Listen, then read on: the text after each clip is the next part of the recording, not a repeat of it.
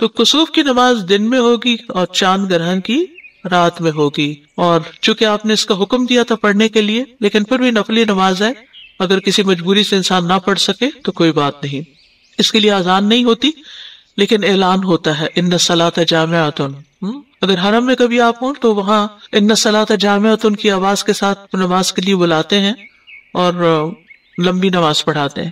اور اس میں حضرت عائشہ کہتی ہے کہ سورج بے نور ہوا ایک بار آپ کی زندگی میں، آپ مسجد میں تشریف لے گئے، لوگوں نے آپ کے پیچھے صفیں بنائی اور پھر آپ نے تکبیر تحریمہ کہی. مرد اور عورتیں سبھی پڑھتے ہیں. حضرت عائشہ بھی پڑھ رہی تھی، حضرت اسماء نے دیکھا اور پھر وہ بھی شروع ہو گئی. اور اس کا طریقہ تھوڑا سا مختلف ہے نماز کا.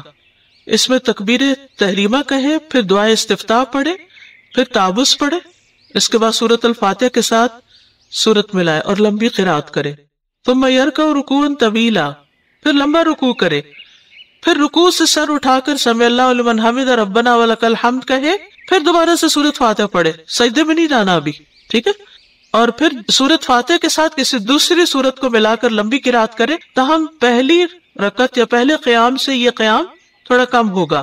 پھر دوسری مرتبہ لمبا رکوع کرے لیکن پہلے رکوع سے قدرے کم لمبا ہوگا. پھر رکوع سے سر اٹھائے، ٹھیک ہے، یعنی رکوع بھی تھوڑا لمبا لیکن پہلے رکوع سے کم. پھر رکوع سے سر اٹھائے، کافی دیر کھڑا رہے، سمع اللہ لمن حمد ربنا ولک الحمد پڑھے، پھر دو لمبے لمبے سجدے کرے. اسی طرح دونوں سجدوں کے درمیان بھی کافی دیر بیٹھے، یعنی جلسہ میں. اس میں کیا پڑھتے ہیں؟ رب اغفر لی رب اغفر لی، اس کی تکرار کرتا رہے. پھر دوسری رکعت کے لیے کھڑا ہو اور بالکل پہلی رکعت کی طرح دوسری رکعت میں بھی دونوں رکوع وغیرہ ادا کرے. ٹھیک ہے، ہر رکعت میں 2 رکوع ہیں اور 2 سجدے ہیں، یعنی 2 رکعتیں بن جاتی ہیں ایک طرح سے.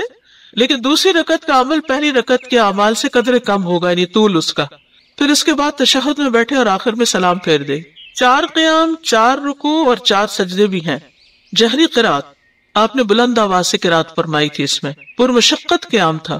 حضرت عائشہ کہتی ہے کہ رسول اللہ صلی اللہ علیہ وسلم کے زمانے میں سورج کو گرہن لگ گیا تو آپ نے بڑا پرمشقت قیام، یعنی بہت دیر کھڑے رہے، لمبا قیام کیا. آپ کا قیام سورۃ البقرہ کی قرات کی طرح طویل تھا.